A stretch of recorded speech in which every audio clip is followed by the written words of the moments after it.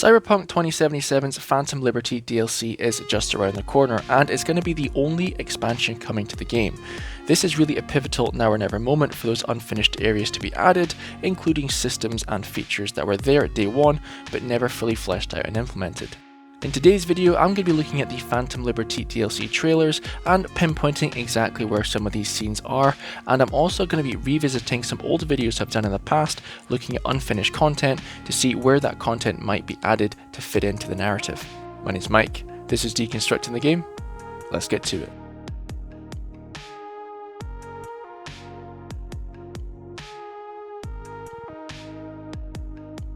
Okay, so this scene here really caught my eye because you're getting chased through an overpass and you can see the backdrop of what looks like Pacifica in the distance there. Now if you look in the top right hand corner, you'll see in the very far distance you'll see a holographic advertisement which is situated in downtown. If you go to this area right here on the map, I tried to track it down, it looks very similar to that scene. Obviously you're a lot closer to those buildings, but if you pull yourself back a bit, there is a highway on the south side. CDProjektred could make this highway a little bit higher and drop this dirt mound a little bit lower down to the ground, so you've got this backdrop, because ultimately they can do whatever they want with this. This is an empty space area, they're going to reshape it, they're going to re-landscape it anyway, so I think this is the closest we can get to assuming this is where it's going to be based off of this scene right here. And if we move a little bit to the left hand side, you can see like an empty shell of a radar station right there, and I think on the next scene here where I'm parked up, you'll see on the left hand side this kind of half-built building on the left-hand side, and you've got the dirt mound on the left-hand side going up as well. So I think this is a pretty good indication of where we're going to be in the combat zone. This is going to be the main bulk of the DLC location right next to the stadium here. Now, if the main bulk of the DLC is in this area, then this scene right here might in fact be the Biotechnica Flats. We haven't seen anything like this in the game, and obviously the tent structure isn't reminiscent of the Biotechnica tents just now, but there might be some remodeling done and there might be some expansion into the area to make it a bit more fleshed out. And with the Biotechnica Flats being right next to Pacifica, it would make sense. I think it's safe to say that the next three scenes are in fact revolving around the stadium, just with a little bit of a facelift and a fully fleshed interior, which may or may not be called Dogtown, which is a new district of Night City. We've got like a pyramid we've never seen before, which is obviously inside the combat zone or in the Pacifica area, and there's plenty of roads that already exist in the game which could be the main road we're driving on just now, that's just not been fully fleshed out.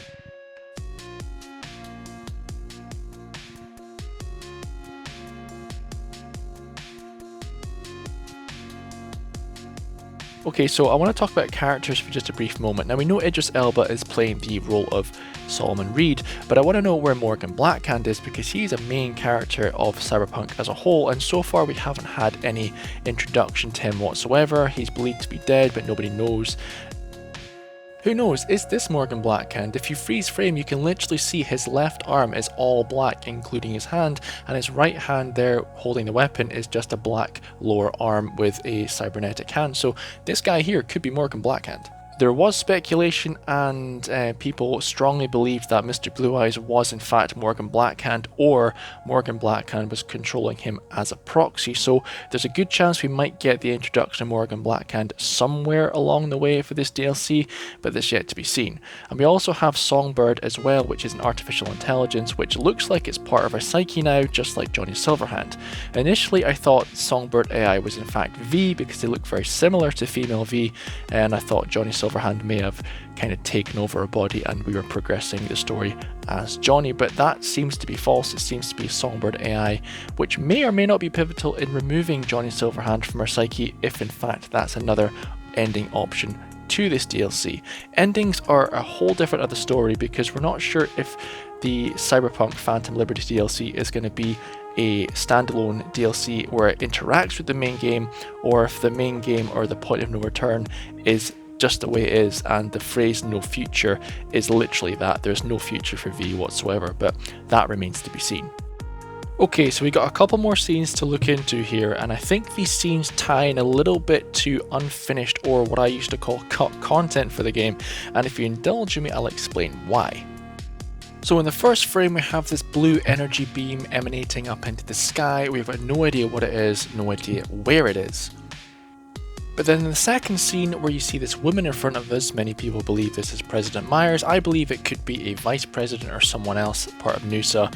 That's a debate going on just now, but we'll leave that until the game actually comes out and the answer will be revealed. But what I want to talk about is the beam behind her, and if we assume that the location of Pacifica Combat Zone is where I thought it was at the beginning of the video, we've got the radar dish on the right hand side and we've got the stadium in the background. Now this beam looks like it could be emanating from the stadium, but I think it's a bit further back from that. I think this beam is emanating from the Arasaka facility, where you breach the facility with Takamura to find the float just before that mission where you try to get Hanako Arasaka. Now if this is true, this would explain why there is an unfinished area of that facility guarded by Arasaka security and why there's helipads and stuff on the roof. I believe that this building is going to come into play for the Phantom Liberty DLC, because I can't see any other buildings around here which would house this type of technology in that area. You can see if we draw a straight line with our high-tech paint on Microsoft, we can draw a straight line straight past the stadium, and you can see the radar dish on the right side there if we assume that this woman is stood in the building over here where the square lines are around that building. So it's very primitive, I know, but if we assume that this building structure remains the same when they add this area in on the Phantom Liberty DLC, then we can reasonably assume that this Arasaka portion would be actually used. Now, it's assumed that MaxTac are going to be heavily involved in this DLC, and MaxTac content has been highly sought after ever since the game released and ever since we had the initial release trailer way back when. Melissa Rory in the mission Bullets is an ex-cyber psycho, and she asked us if we wanted to become MaxTac or at least join the NCPD, so that may come to fruition as well. But I did do a video on the potential MaxTac HQ or AV buildings, which has been in the game since launch. There's a couple of keypads that you can get to NCPD rooftops with, but they're not implemented yet, so that could be coming as well. We'll just have to wait and see. Now, corpos are a big part of Cyberpunk for obvious reasons, and we've only really had major interactions with Arasaka and a couple of minor interactions with Miltec. Miltec are heavily featured in the Phantom Liberty DLC. You can see their logo is pretty much everywhere around the stadium and in other scenes as well, but I would like to see more of Miltec. Now, I think this is going to happen because we have that unfinished Miltec building at Corporate Plaza, which we can climb up onto, and we can see multiple AV pads, and we've also got glass windows we can look into, and there is some interiors with actual boxes and containers. We've got flat heads on display and weapons as well, so there is a good chance that Miltec will feature more heavily in this DLC. And again, if Biotechnica flats are involved in this DLC, like I think they will be, we've also got a main player of Biotechnica as well featured in this DLC. But a company we've never really heard much of is Dinolar. Now, I think that Dinolar might play some kind of role in this game, albeit minor, because I think we have a scene where V is getting a faceplate fitted to protect their identity, because this DLC is meant to be some kind of spy thriller-esque DLC storyline, so this will be protecting our identity. But I believe that the company that do this is Dinolar, and we have a Dinolar facility near Charter Hill which looks kind of semi-fleshed out. It looks really nice, but the reason I think they're going to have a part to play is because Dinolar's expertise range in full body conversion and subdermal armor. So basically we have a faceplate on here which could be armor as well, but it could be changing our appearance. Now, outside Dinolar is a Kuroshi Optics building as well, so it's a Kuroshi Optics HQ building, and wouldn't it be so cool if Kuroshi and Dinolar combined forces, where you have a faceplate on and Kuroshi Optics have this faceplate design where it can look out and copy someone's face and you can change your face, which would also make the character customization and changing your face way more believable, because you've got this faceplate on and you can do that at the drop of a hat. But also on top of Kuroshi, there's an AV pad which has changed structure over the course of a few updates, and particularly since beta version, the thing looks totally different, and there's a couple of surprises on that AV pad as well, which I'm not going to show in the video, but you can look at for yourself as well. So Dinolar and Kuroshi, I think, definitely have a part to play in this DLC. So I hope corpos play a bigger role in this and we get some kind of corpo wars going on, or kind of, you know, it is espionage after all, this thing, so we could be playing both sides and seeing where that leads us. Not to mention Petrochem have a massive facility near Charter Hill as well, which is listed on the map as being a nuclear power plant. Now of course it doesn't look like a nuclear power plant, but it is featured on the map and it is a very large building and it does have guards and NPCs in that area as well, so we could be seeing Petrochem as a major player in this as well.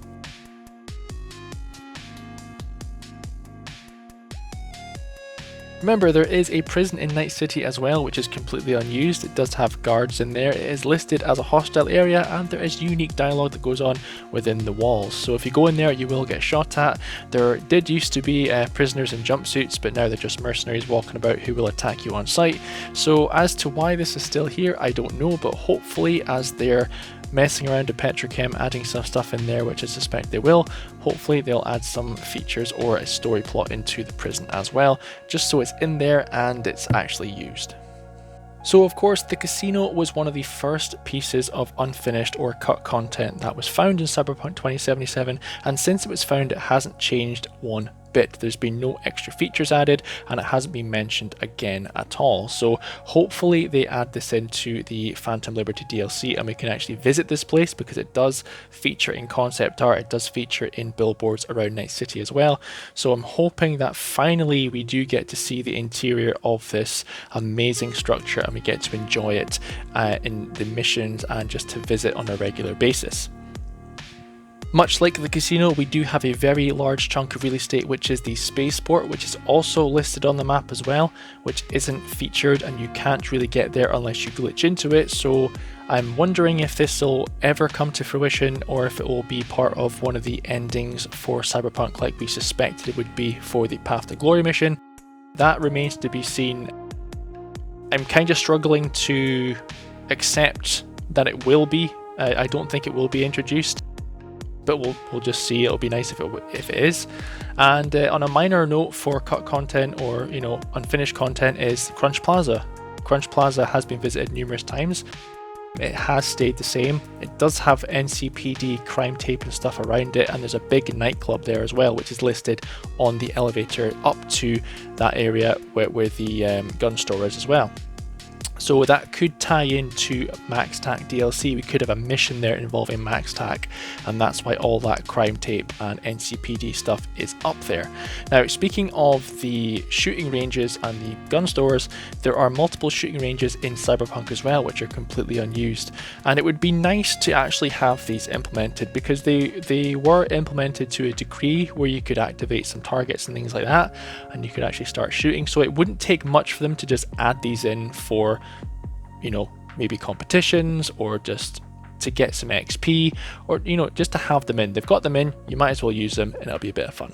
So I think that's all the cut content or unfinished areas that have been featured on the channel so far in relation to that. But in relation to features, we've got the police chase system and the kind of gang car chase system, which was kind of implemented on the beta version of Cyberpunk. It just wasn't very good, and there were police going around and driving about as well. So that is slowly coming eventually, because this DLC is going to be for next gen only. There's not going to be this Phantom Liberty DLC for old gen, which is a shame, but they're saying that these systems are quite complex, so they need to have a higher generation of console to handle that. I don't really buy that, but that's what they've said. So all the other patches are for next gen and current gen, and the DLCs for current gen and next gen as well. So we'll get the combat system, we'll get the police chase system, and the car combat again is in the game, it's just not fully fleshed out. So once they've mastered this, once they've added this in, it should be very reminiscent to the game, or close to the game we hope for at launch, if they add in some extra interiors to buildings and stuff. So we'll just have to wait and see. Phantom Liberty DLC, as I said, is now or never. It's now or never for all these features to be added, polished, and for us to have no traces of unfinished or cut content. That would be the dream, that would be the ideal situation, but we'll just have to see, and we'll have to keep our fingers crossed. So if you've enjoyed the video, guys, and you're unsure of what I'm talking about in relation to this content, you can always look back and see the other videos. It's been a while since I've created a video, but I hope you enjoyed this video, and hopefully there'll be some coming in the near future in relation to Cyberpunk when Phantom Liberty DLC actually does come out, and I'll be very, very excited to see what they do with it. So thanks for watching, guys. I love you all, and I'll catch you all again soon.